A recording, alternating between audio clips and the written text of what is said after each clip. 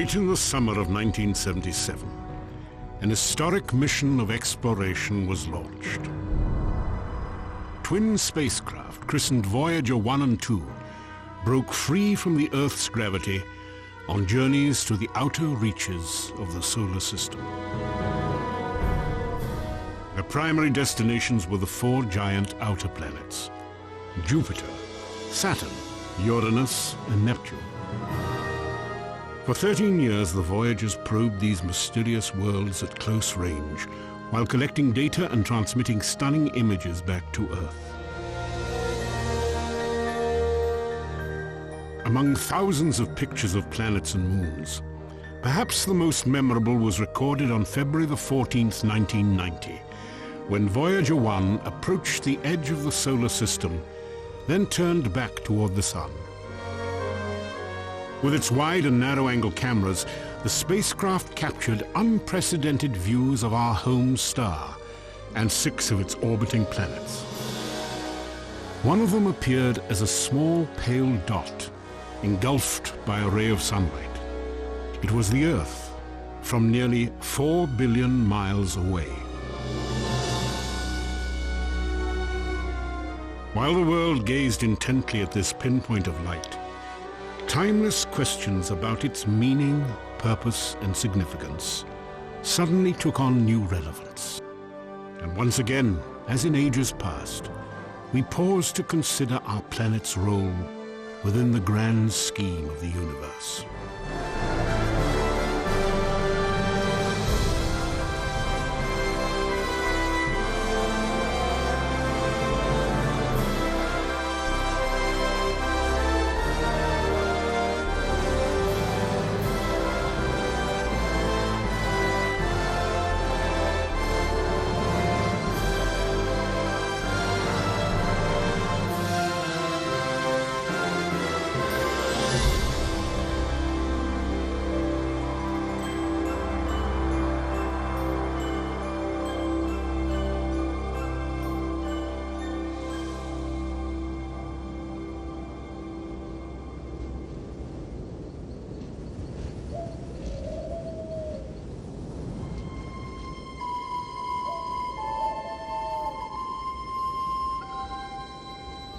The mystery of the Earth's significance in the universe has challenged philosophy and science for more than 2,000 years.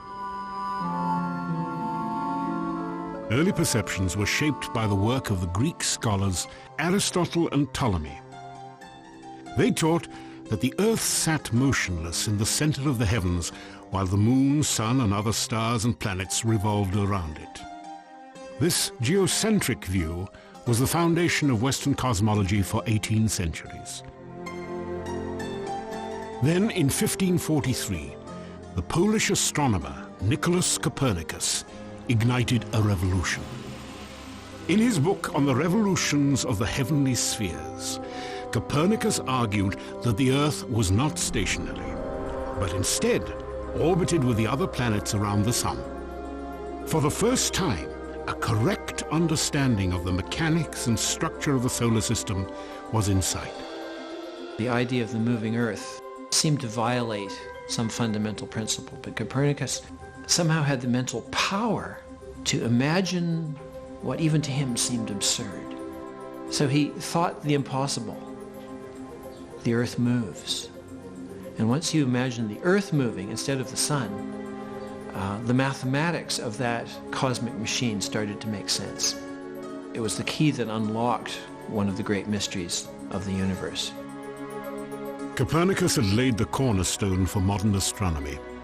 Yet, 400 years after his discovery, the empirical fact that our planet was not the center of the solar system had evolved into what is now known as the Copernican principle. The idea that the Earth occupies no preferred place in the universe. Copernicus had a theoretical way of explaining the apparent motion of the planets across the sky. That's all it was. It wasn't a theory that told us whether or not Earth was special, or whether we played some importance in the scheme of things, or whether every place in the universe was the same as every other place. Nevertheless, this reinterpretation of Copernicus became prominent in the 20th century. It's often called the principle of mediocrity. This principle says that our location and our status are mediocre. They're unexceptional.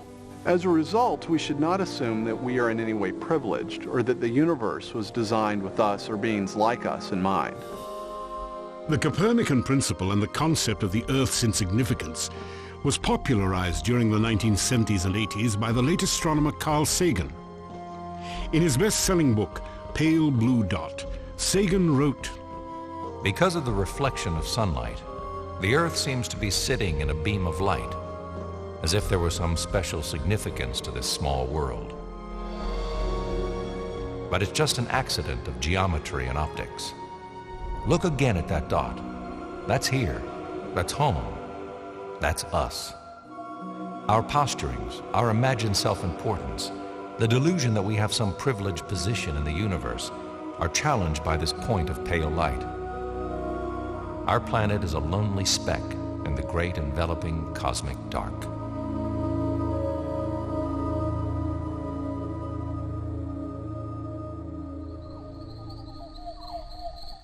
One reason for the widespread acceptance of the Copernican principle can be traced to a discovery made on this mountaintop overlooking Los Angeles. Between 1921 and 1926, the astronomer Edwin Hubble used this telescope to make some of the most important discoveries in the history of science.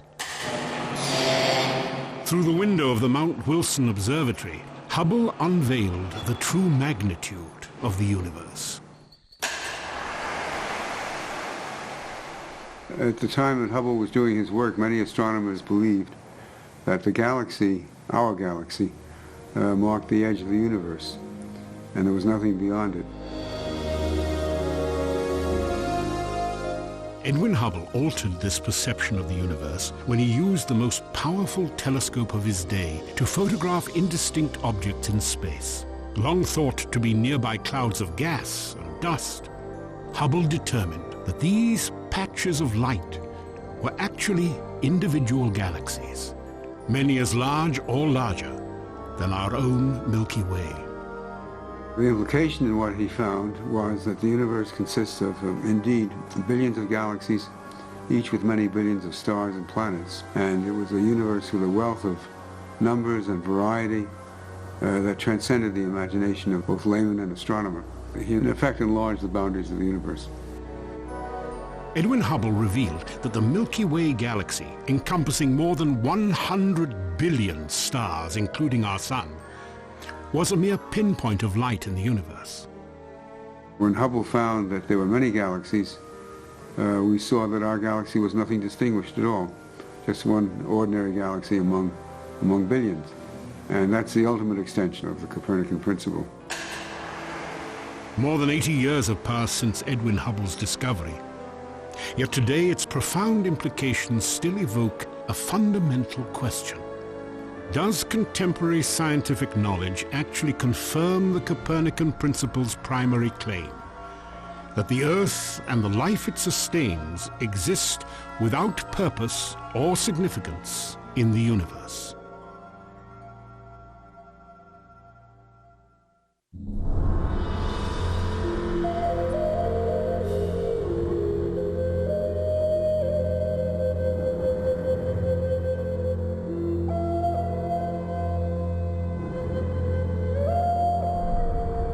An outgrowth of the Copernican principle is the belief that habitable planets and complex life are abundant throughout our galaxy and the rest of the cosmos.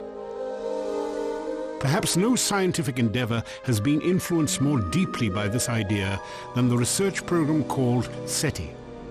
Well, SETI, which is, of course, the search for extraterrestrial intelligence, is trying to do exactly that. We're searching for extraterrestrial intelligence. In other words, we're looking for aliens that are at least as clever as we are. Now, we try and do that not by trying to go there the way they do in the movies all the time, or waiting for them to come here. We try and find the aliens, if you will, at home on the basis of eavesdropping on signals they might be sending our way. So we use large telescopes pointed at other star systems to try and find these telltale signs that there's some cosmic company out there.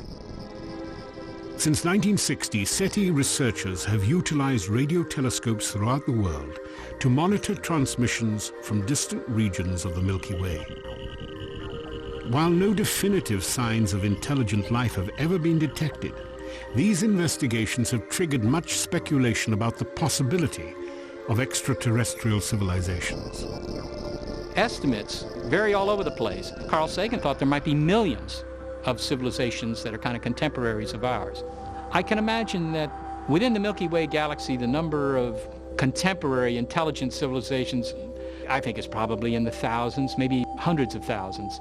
But the bottom line, actually, when people ask, well, why do you think that they're out there, is that the universe is extraordinarily rich, extraordinarily vast. The number of stars that we can see, it's on the order of 10,000 billion star systems. So unless there's something very, very special, miraculous, if you will, about our solar system, about our planet Earth, unless there's something extraordinarily unusual about it, then what happened here must have happened many times in the history of the universe. The assumption that habitable planets and extraterrestrial life are abundant has inspired not only the SETI program, but also the new science of astrobiology and the search for biological evidence of living organisms, past and present. Since 1995, this search has extended beyond our solar system, as astrobiologists have identified more than 100 planets orbiting nearby stars. Each of them is a gas giant, much like Jupiter. While few scientists believe that these alien worlds can sustain even simple life, their discoveries represent important steps toward answering a question that will shape astronomy in the 21st century. Are habitable planets rare or common in the universe? I'm an astrobiologist, and the area that I've done the most work in lately is the field of extrasolar planets.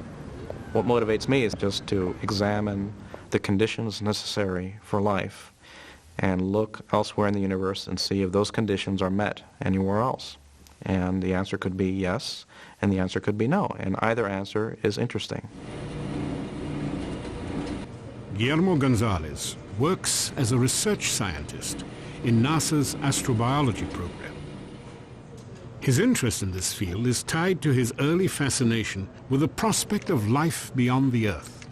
I grew up in the 1960s, and like most other people of my generation, I was really amazed by the Apollo lunar landings, and that really inspired me and had something to do with my getting interested in astronomy.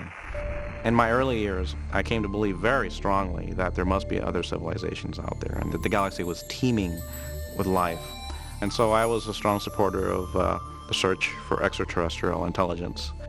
My belief wasn't based on any real hardcore scientific arguments. It was just the impression that I had that the galaxy was such a big place. And I didn't give the other side of the equation much thought. In other words, there's two sides of the equation. There's the number of stars, the number of trials, if you will. But the other side is the factors. It takes a lot of factors to have a habitable planet and a planetary system. For Gonzalez and other astrobiologists, these factors, required for the Earth's habitability, became the focus of extensive research. We've demonstrated in dozens of different ways the laws of physics and chemistry that pertain in a laboratory anywhere on Earth apply anywhere in the solar system, apply anywhere in the galaxy, and in many cases out to the most distant galaxies that we can see. There are indeed unchanging physical laws in the universe that apply to the entirety of the universe, that they're not localized to one place. This consistency in the laws of physics and chemistry has led many researchers to conclude that the factors necessary for complex life on Earth are also the best parameters in the search for habitable planets elsewhere in the universe. Most serious discussions about these factors begin with the same prerequisite: liquid water. All the searches that are being done for life elsewhere, their starting position is a terrestrial class planet with water. It is now widely recognized that the chemical properties of water are exquisitely suited for carbon-based life. These properties include water's ability to dissolve and transport the chemical nutrients vital to all living organisms, and its unmatched capacity to absorb heat from the sun, a process critical for regulating the Earth's surface temperature.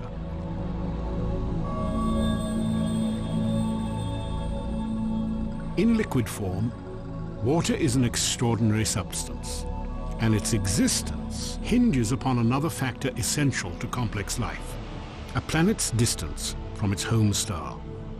It's like what they say in real estate: location, location, location. A habitable planet lives in what we call the Goldilocks zone. It's not too hot, it's not too cold, it's just right. And when I say just right, I mean just right for water. Liquid water really helps define the habitable zone. If it's too hot, again, the water just boils away. You just can't get condensed water. It's too cold, as in Mars today, it freezes out. Within our solar system, the habitable zone is relatively narrow, beginning well outside the orbit of Venus and ending short of the orbit of Mars.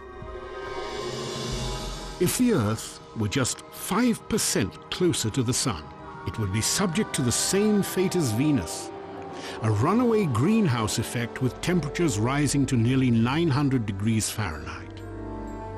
Conversely, if the Earth were 20% farther from its home star, carbon dioxide clouds would form in its upper atmosphere, initiating the cycle of ice and cold that has sterilized Mars. The presence of liquid water is a necessary condition for life, but it's not a sufficient condition. After all, there may be liquid water under the frozen surfaces of Mars and Jupiter's moon Europa, but there's very little chance that complex life exists in either of these places.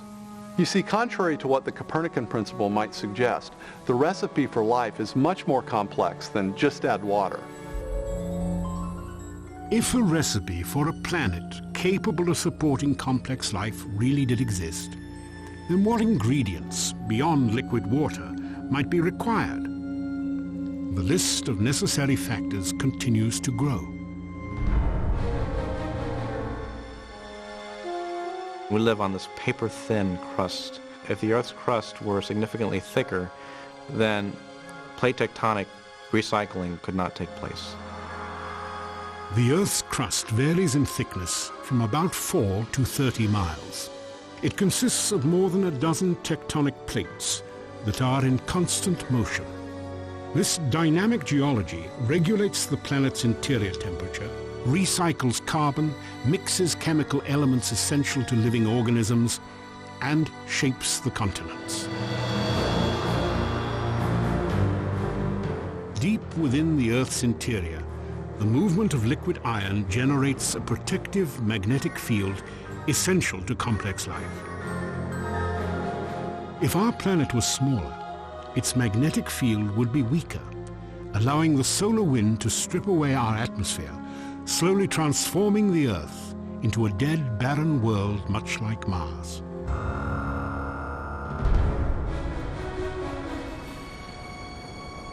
We need an oxygen atmosphere, and the oxygen-nitrogen atmosphere that the Earth has is necessary for complex life. As seen from space, the Earth's atmosphere glows as a thin blue ribbon of light. Measuring less than 1% of the planet's diameter, it is composed of a mixture of nitrogen, oxygen, and carbon dioxide. As a result, our atmosphere ensures a temperate climate, protection from the sun's radiation, and the correct combination of gases necessary for liquid water and complex life. For a size of planet like Earth, our moon is big. The current thinking is that if our moon didn't exist, neither would we. 1/4 the size of the Earth, the moon's powerful gravitational pull stabilizes the angle of its axis at a nearly constant 23.5 degrees. This ensures relatively temperate seasonal changes, and the only climate in the solar system mild enough to sustain complex living organisms. If we find life out there, especially complex or even intelligent life, it will be around a star similar to our own. We orbit what is known as a spectral type G2 dwarf main sequence star. It is well suited for our needs. If the Sun were less massive, like 90% of the stars in the galaxy, the habitable zone would be smaller. To remain within its boundaries, the Earth would have to be positioned closer to its star. Here, increased gravity would lock our planet's rotation into synchronization with its orbit. While one side of the Earth continually faced the Sun and increased radiation from solar flares, the dark side of the planet would lay shrouded in perpetual cold and ice. It is unlikely complex life could tolerate these drastic extremes in temperature. A lot of things went right on Earth to have yielded complex life, absolutely. The number of factors that have been postulated has grown. Currently, the typical number you would see is, in a typical list, would have something like 20. We find that we need to be at the right location in the galaxy, that we're inside the circumstellar habitable zone of the star, that we're in a planetary system with giant planets that can shield the inner planets from too many comet impacts, that we're orbiting the right kind of star that's not too cool or not too hot, that we're on a planet that has a moon that can stabilize the tilt of its axis, that we're on a planet that's a terrestrial planet, a planet that has a crust that's just thick enough that it can maintain plate tectonic activity, that has enough heat in its interior that it's still circulating its liquid iron core so it can generate a magnetic field, that it has an atmosphere that has enough oxygen to allow for complex organisms to survive, that it has enough water and enough continents to allow for the diversity of life or an active biosphere that you need to support complex creatures such as ourselves. All these factors have to be met at one place and time in the galaxy if you're going to have a planet as habitable as the Earth, which you need for complex and even technological life. In an attempt to estimate the probability of attaining this combination of factors simultaneously, some researchers have developed equations assigning a conservative 1 in 10 value to each factor deemed necessary for advanced life. If every element has to be there at the same time, you have to multiply the probabilities. And that's what makes the probability at the end so small. You've got 10% of this and 10% of that, and these things rapidly multiply to exceedingly small numbers. The numbers on the order of 10 to minus 15, which is 1/1000th of 1 trillion. And it's a number like that that you have to compare to the 100 billion stars that are in the galaxy. 100 billion is a very large number, but 1,000th of a trillionth is much, much smaller. On their face value, these probabilities are speaking. What they're telling us is this can't happen, or this is very unlikely to happen in the galaxy. And that's where the evidence is pushing us. There are many probabilistic resources in the galaxy, but on the other side of the coin are all these factors that you need. You have to get just right in order to have just one habitable planet like the Earth. And that leads me to conclude that yes, we're rare in the galaxy. While a growing body of scientific evidence may support this hypothesis, does the possibility that our planet is rare within the galaxy imply anything about its significance? Recently, astronomer Donald Brownlee considered this question in the best-selling book Rare Earth: Why Complex Life is Uncommon in the Universe. There's a general feeling that nature wants to make Earth-like planets, and that naturally that life will evolve on them and naturally evolve to something like us. And yet the conditions, the environmental conditions on the planet that would allow more complex creatures similar to people or plants and animals is very rare. And so we wrote the book Rare Earth to point out that the Earth is actually a rather special place. Brownlee contends that while relatively simple microbial life may thrive on planets throughout the universe, planets capable of sustaining complex life are exceedingly uncommon. Well, the entire universe is highly hostile to life. If you compare all the known places in the universe, none of them compare to Earth. We live in a very special environment that provides what we need, provides air, provides food, stable conditions, so that the Earth is almost like a giant organism. where its systems are interacting in a way that allows animals to survive. But the real question is, why did this happen? Was it just a matter of luck or not? If you look at thousands of planets, only a small fraction of them, very small fraction, will be truly Earth-like. So if we are very rare, we did win the cosmic lottery. So we're a lucky planet. We're just in a very fortunate place.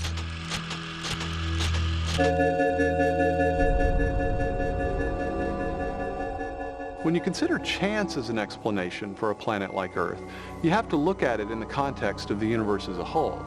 While the odds appear astonishingly small that you'd get all the right ingredients to support complex life at this one place in the galaxy, you have to keep in mind that our galaxy is just one of perhaps 100 billion galaxies in the observable universe. Still, logically, I think you have to ask yourself, what if this convergence of factors didn't come about as the result of simply a cosmic lottery or a mere fluke or luck, but what if it's the result of some larger underlying purpose or design? And if the Earth does exist for a purpose, is there any way that we could tell? On October the 24th, 1995, a rare natural phenomenon unexpectedly triggered a unique search for an answer.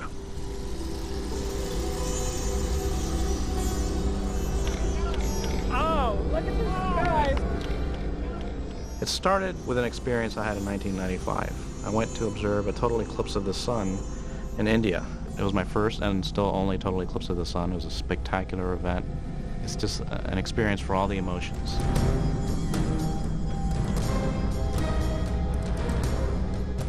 Either astronomers who can understand the whole phenomenon, can predict it to within a second of time anywhere on the Earth, or a local native are equally in awe and reacting in the same way to this incredible phenomenon. It really left a big impression on me. For 51 unforgettable seconds, Guillermo Gonzalez and thousands of others looked on in wonder at this rare astronomical event. Gonzalez would later reflect upon both the mysterious beauty he had witnessed in the North Indian skies and the factors that had made it possible. Fabulous! The requirements for producing a total eclipse of the sun are a luminous body, in our case the sun, an eclipsing body, in our case the moon, and then an observer platform, in our case the surface of the Earth, and they all have to be in a straight line in space. The apparent size of the moon in the sky has to be almost exactly the same as the apparent size of the sun in the sky. They're both about half a degree. The sun is 400 times bigger than the moon, but it's 400 times further away. So there's this coincidence people have noted for centuries, but they just said, oh, well, it's a coincidence, and shrug their shoulders. As Gonzalez examined this rare alignment of sun, moon, and earth, he recognized the importance of these celestial bodies to the existence of complex life on our planet. The gravitational pull exerted by our moon, for example, is strong enough to regulate the Earth's climate by stabilizing its tilt and helping to circulate the warm and cold waters of its oceans, while our planet's distance from the sun permits both liquid water and an oxygen-rich atmosphere. You have to have the right distance of the observer's home planet from its host star, and you have to have a large moon, and so there's this very strong overlap between the requirements for producing eclipses and the requirements for habitability, for having a planet that can support life. In 1999, Gonzalez described this relationship between our survival and our ability to observe solar eclipses in the journal Astronomy and Geophysics. His ideas intrigued philosopher Jay Richards. I've been focusing my research in cosmology, and in particular on applying probability theory to the fine-tuning of the laws of physics. I had a strong sense that this evidence pointed toward some sort of wider purpose to the universe.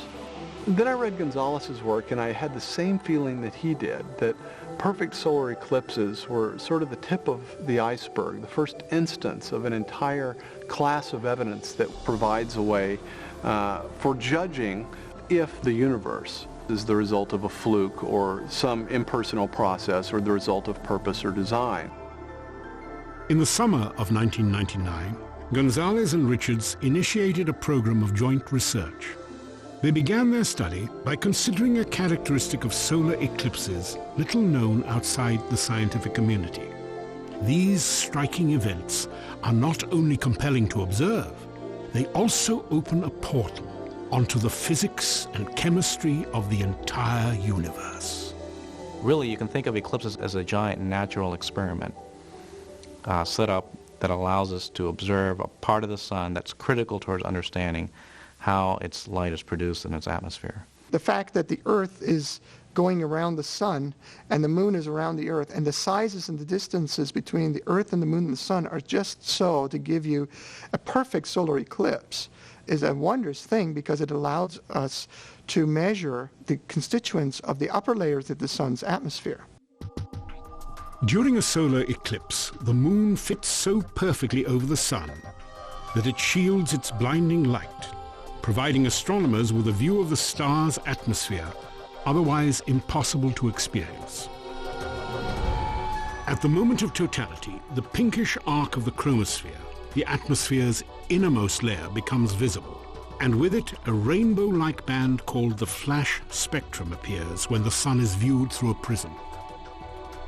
The eclipse of 1870 led to an understanding of the structure of the sun's chromosphere and the discovery of helium, the second most abundant element in the universe. The spectrum is probably the single greatest source of information about a star. And it was during a couple of historic eclipses in the 19th century that astronomers figure out how the spectrum of the sun is produced. And they only were able to figure it out because of the particular circumstances during a total eclipse. These circumstances are both precise and crucial.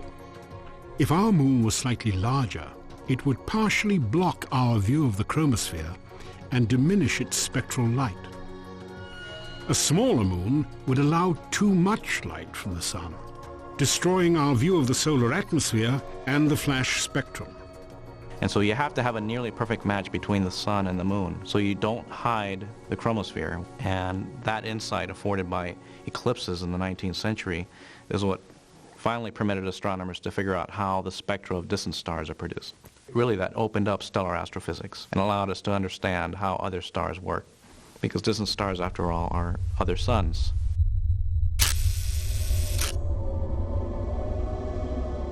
The relationship between eclipses and scientific discovery was also revealed in the spring of 1919. On May the 29th, research teams headed by British astronomer Arthur Eddington photographed the sun and adjacent stars in the Hyades star cluster during the darkness of totality.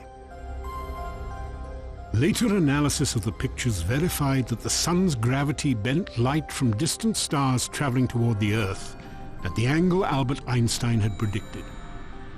Einstein's theory of relativity, an idea that revolutionized our understanding of the universe, had been confirmed during a total solar eclipse. And that experiment was only possible because the stars become visible during a total eclipse. They're very important in the history of science. And the best place in the entire solar system to view solar eclipses is from the surface of the Earth. I've actually calculated the circumstances for eclipses from all the other planets and all the other moons, about 65 of them, the major moons. And it's an amazing coincidence. The one place that has observers is the one place that has the best eclipses. Within the gossamer light of a solar eclipse, Gonzalez and Richards recognized a fascinating connection between the factors necessary for complex life and scientific observation. But was this merely an isolated fluke of nature, or a glimpse at a principle and a purpose fundamental to the universe as a whole? That was the million-dollar question that we continually had before us. What if those things that make a planet habitable also make that planet the best place for making scientific discoveries? That is, what if those rare locations in the universe that are compatible with observers like ourselves are also the best places overall for making observations? For 3 years, Richards and Gonzalez meticulously tested their idea against evidence gathered from a wide range of scientific disciplines. In the 2004 book, The Privileged Planet, they published their hypothesis. The same narrow circumstances that allow us to exist also provide us with the best overall setting for making scientific discoveries. In the book, we detail more than a dozen examples of this correlation between life and discovery. And these aren't quirky, marginal examples. Each treats a condition critical to its respective scientific field. Some deal with remote things, like the nature of galaxies. Others are much closer to home. While a perfect solar eclipse was the catalyst for Gonzalez and Richards' hypothesis, their observations would never have been possible without another, more familiar example of the correlation between life and discovery: the atmosphere of the Earth.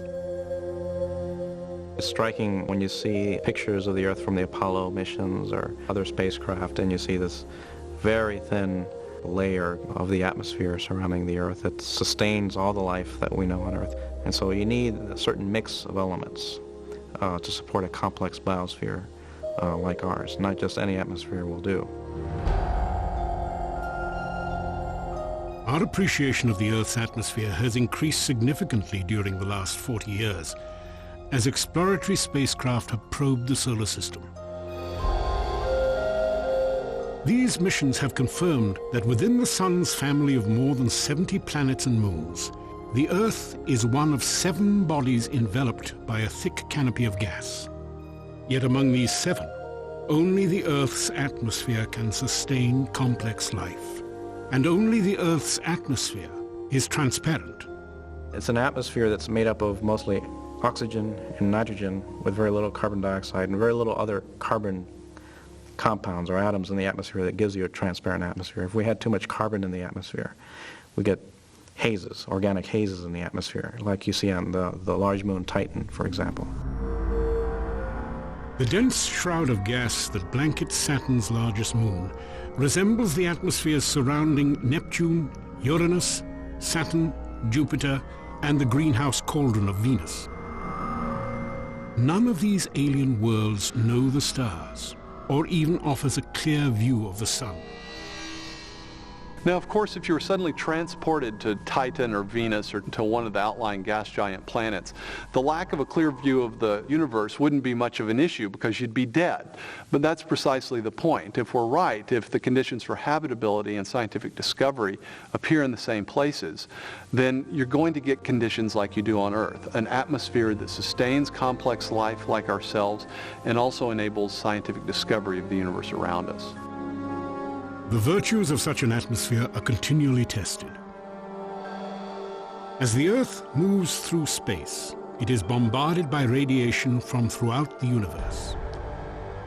This radiation is emitted by the Sun and other celestial objects, including supernovas and distant galaxies. It reaches our planet in wavelengths described as gamma, X-ray, ultraviolet, visible, infrared, microwave, and radio. Together, they comprise the electromagnetic spectrum. Almost all of these wavelengths are invisible to the eye and either lethal or useless to organic life. Yet within this spectrum of frequencies, a thin sliver of radiation proves essential to plants, animals, and human beings. In other words, there's really just a very narrow part of the electromagnetic spectrum that's going to be useful for living processes like photosynthesis. It's not as if life could have evolved to use gamma radiation or X-ray radiation or something like that. There's really just a narrow part of the spectrum that would be useful to life processes. Well, as it turns out, that's also the same narrow part of the spectrum that is the most informative about the various structures that we discover in the universe around us.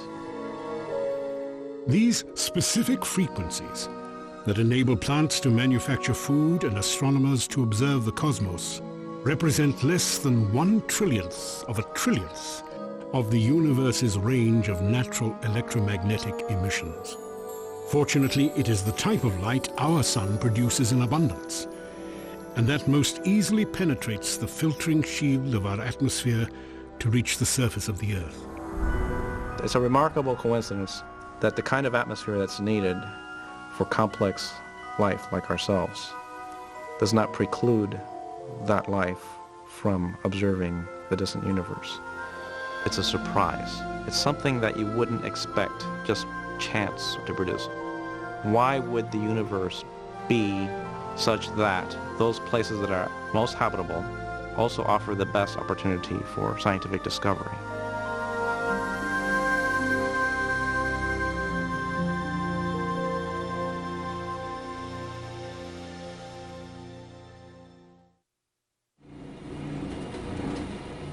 In 1997, Guillermo Gonzalez began a study of the Earth's specific location within the Milky Way galaxy.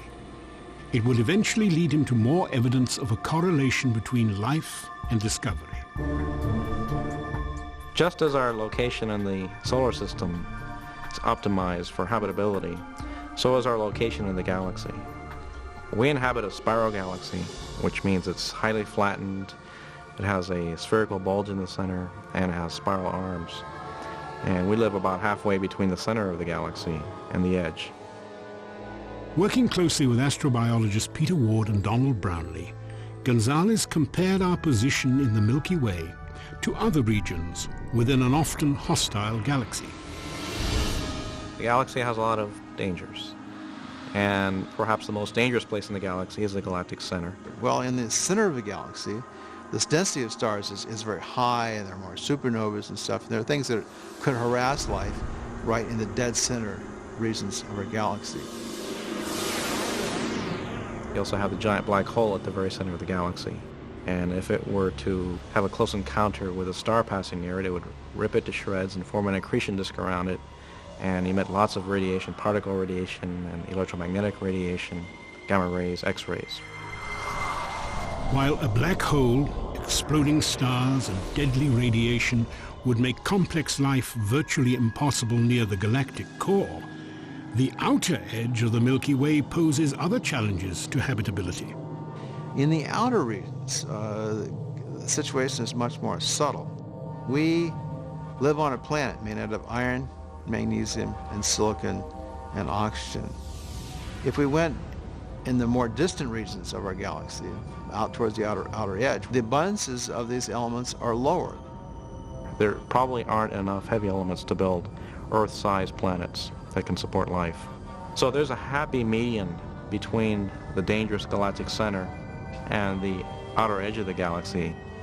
Gonzalez, Brownlee, and Ward labeled this region, where complex life is possible within the Milky Way, the galactic habitable zone. Their theory was first published in 2001 and has since received growing acceptance among astrobiologists. There's a lot more research that needs to be done to determine just how wide the habitable zone is, but I think there's general agreement that yes, there are definitely places in the galaxy that you cannot have civilizations because they're very dangerous, and there are places where you just have a very low abundance of heavy elements. While these obstacles to habitability are minimized far from the core and edge of the Milky Way, Gonzalez has also identified large areas within the galactic habitable zone itself, which are less hospitable to complex life.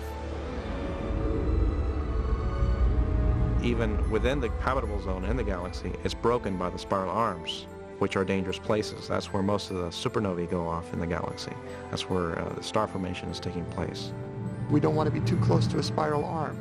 We want to be outside the spiral arm at about the right region of the galaxy. It appears this is precisely where the Earth is located, in the relatively safe and uncrowded region between the Sagittarius and Perseus arms of the Milky Way. Location is everything, and so we occupy that special place in the galaxy where habitability is optimized, threats are minimized, and we have enough building blocks to build an Earth. Guillermo Gonzalez and Jay Richards have conducted research on another facet of the galactic habitable zone. They now argue that the Earth is also located in the best setting within our galaxy for astronomical research. As it turns out, our position in the universe is not only critical for life, but it's also surprisingly important for making scientific discoveries. We're located near the midplane of the galaxy, a very highly flattened galaxy, between spiral arms in a region with very low dust extinction. while we are in the plane of the galaxy, that does not obscure a large part of the sky, so we can have very clear views. For more than a century, this nearly ideal platform of observation has enabled astronomers to study the structure of the Milky Way. Looking toward the constellation Sagittarius on a clear night, for example, we see that the stars in our galaxy are not uniformly distributed across the sky. Instead, they appear as part of a concentrated band, a flattened disk of stars, dust and gas, 100,000 light-years in diameter. The Milky Way band in the night sky is us looking edge-on into the plane of the galaxy. If we were living in the center of the galaxy, things would look much more spherically distributed. And so it will be very hard to distinguish things that are inside the galaxy from things that are outside. And it's also very dusty, much dustier towards the galactic center than it is in our region. And so the views of the distant universe will be much more difficult to obtain, they'll be much more compromised. Similar problems would exist for astronomers working on a planet located within any of the galaxy's spiral arms. Here, denser concentrations of dust clouds and gas illuminated by stars would make it difficult to determine the shape of the Milky Way, or to distinguish the stars in our galaxy from the rest of the universe. On the surface of the Earth, we're really in the optimum position for seeing both the nearby structure of the Milky Way galaxy as well as seeing the distant cosmos as a whole. So once again we see that the best location for habitability and for producing a habitable planet is also the best overall position for scientific discovery, in this case at the galactic scale.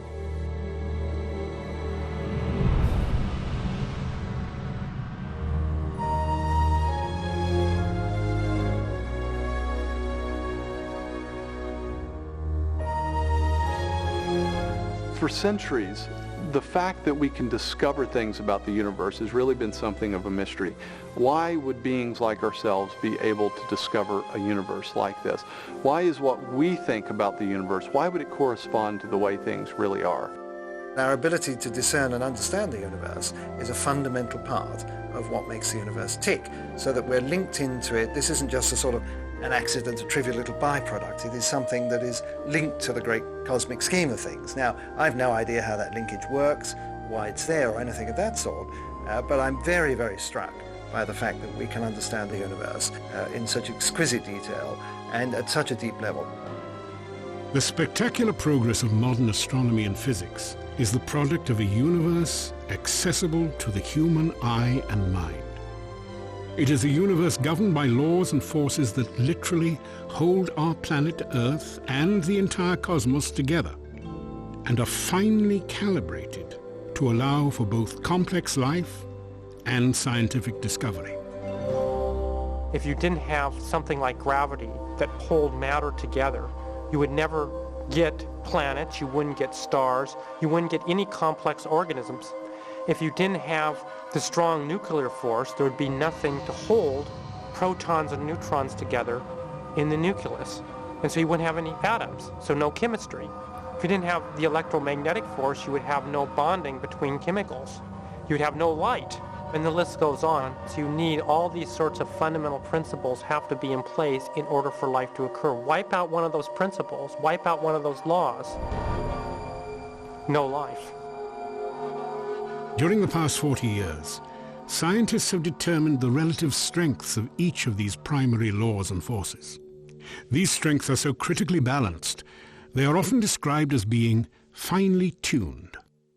If you're to take the basic fundamental constants of nature and you were to change these even slightly, or you were to pick their values at random, you would almost never get a universe that would be habitable in any sort of way. That is, you couldn't have galaxies, you couldn't have planets, you couldn't have complex biological organisms if these fundamental constants were even slightly different, slightly stronger, slightly weaker than they actually are in this universe. That's the idea of fine-tuning.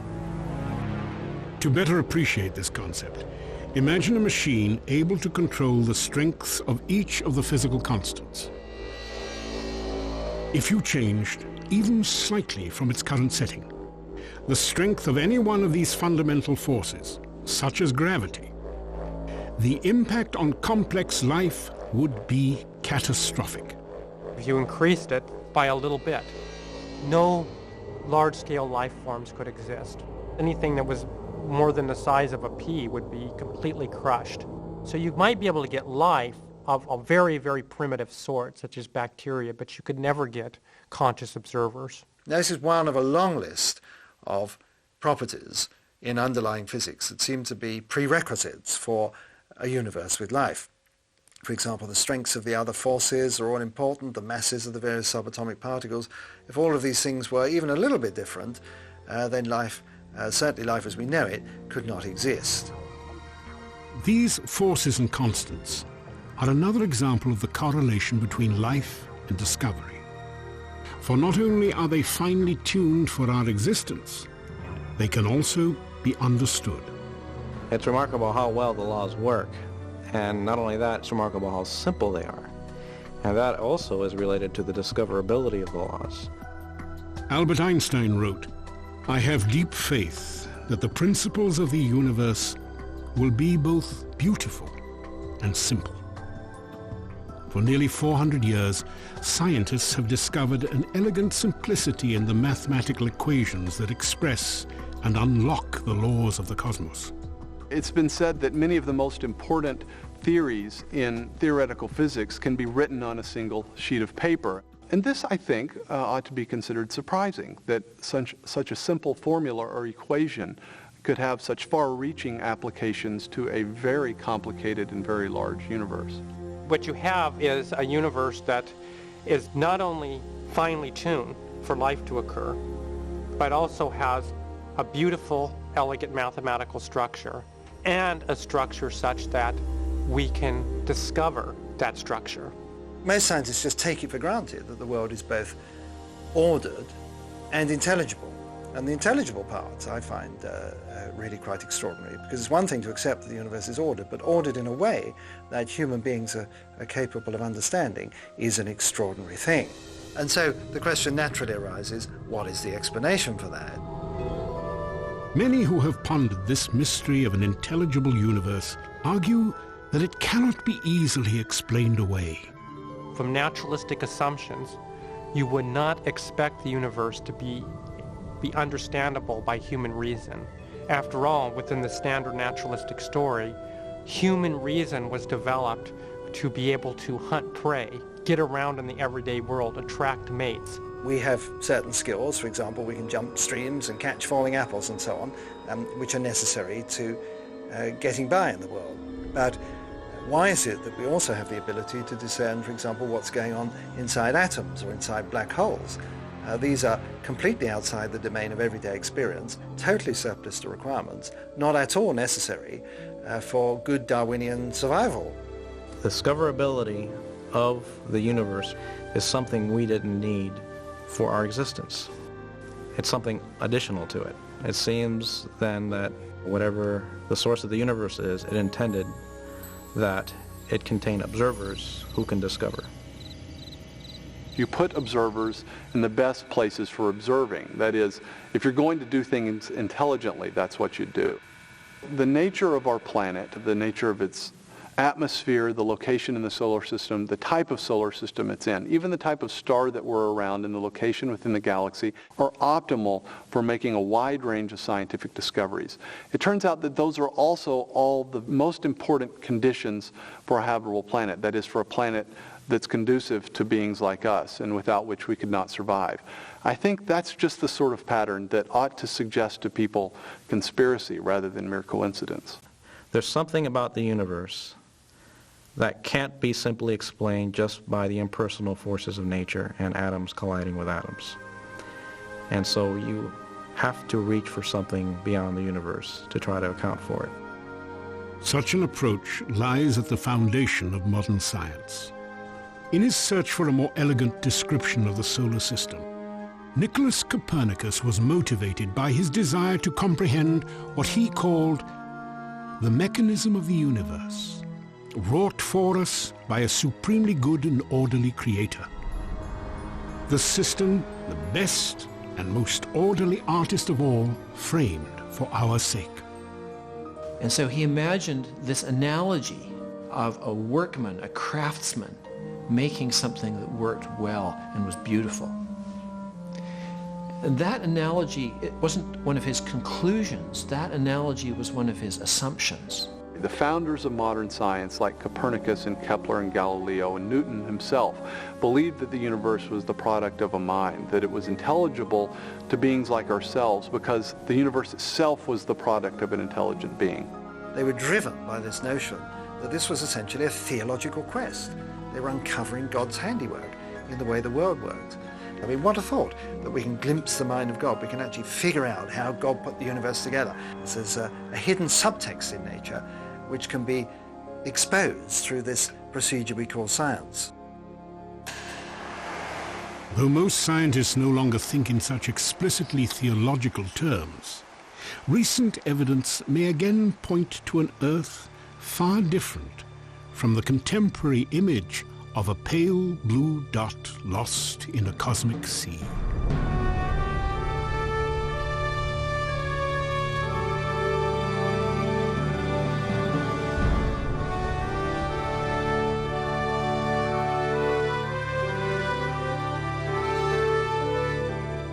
We've often been told, especially in the 20th century, that the universe does not have us in mind. That is, that we exist in a very large universe and that the universe was not designed for beings like us. We are simply life that happened to come about on a tiny little planet surrounding a tiny insignificant star in a run-of-the-mill galaxy within a very large universe that was not intended.